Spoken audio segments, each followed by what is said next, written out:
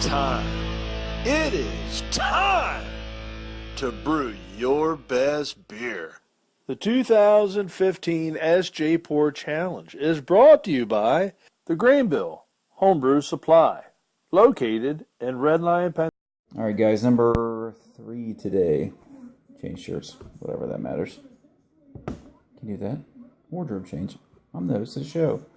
Right now, we're going to go into the Sunshine State IPA. There's a good look at the label.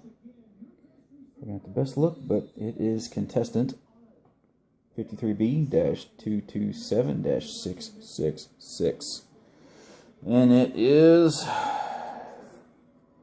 it's called Sunshine State IPA, which hops, Summit Citra, Centennial, Chinook, Cascade, Simcoe. Those sound good.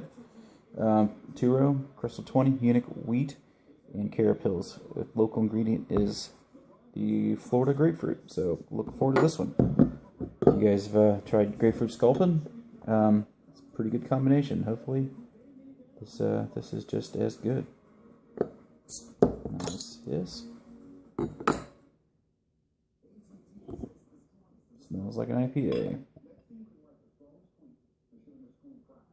Don't know if it's bottle conditioned or kegged.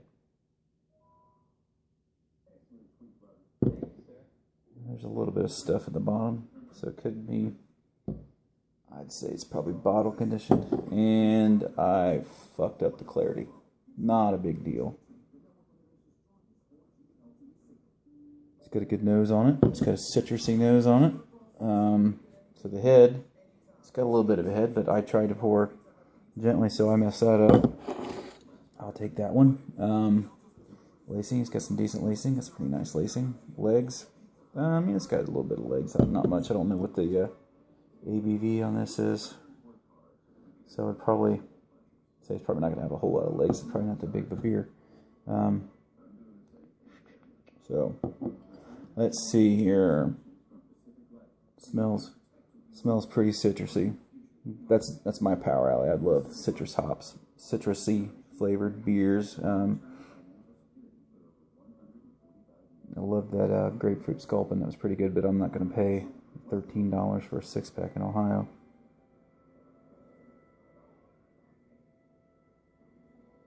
Definitely getting grapefruit. I'm not a grapefruit fan per se. If I was going to eat it, I wouldn't do it. I just wouldn't eat it by itself. My palate's just not quite set up for that stuff. But it smells. You can definitely kind of smell the grapefruit, but it's just a huge citrus smell, which it should be with the Simcoe and the Cascade and the Chinook and Citra. Should be big time.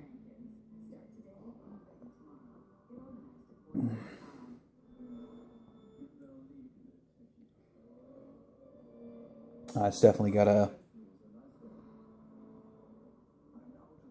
got like a grapefruit bitterness to it.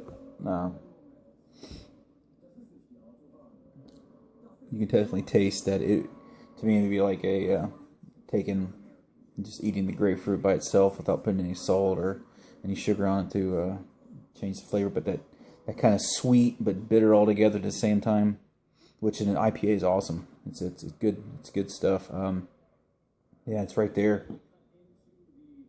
It's definitely right there.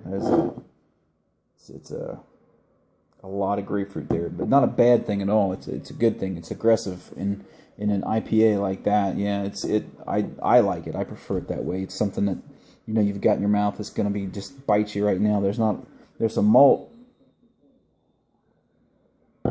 There's some malt in the taste. Not a whole lot, but the grapefruit's there. The hop bitterness is there. The bitterness, like I said before, is really like the citrus kind of bitter from if you was to bite in a grapefruit and just eat it by the wedge. It's the same thing to me. It finishes real dry. It's got a nice body to it. It's not watery. It's probably on the lighter side of medium. Excuse me. It's carbonated, but it's not over carbonated. But I poured real gentle, so you're not going to get a big head when you do it that way. But that bitterness just sticks with you. The sweet kind of sticks there, but the bitter kind of definitely sticks around longer than the sweet. But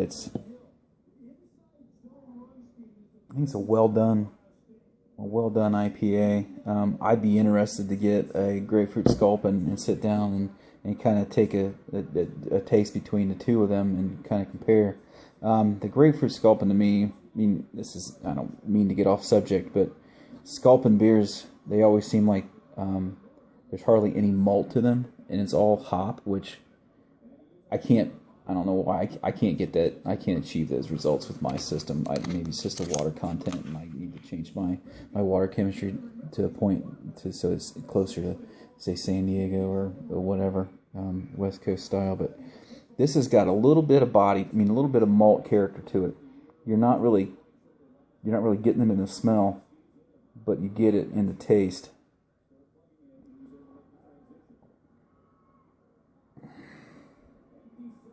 But yeah,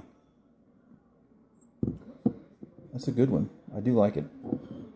Would I drink a lot of it? Yeah, I don't know. That's the habanero sculpin and the grapefruit sculpin. Those two beers for me. The habanero definitely. That'd be a beer I'd drink maybe one every 2 or 3 days or something. I wouldn't sit down and kill a 6-pack in a night. Same with the grapefruit, but the grapefruit's more of a drinker for me. But man, this is.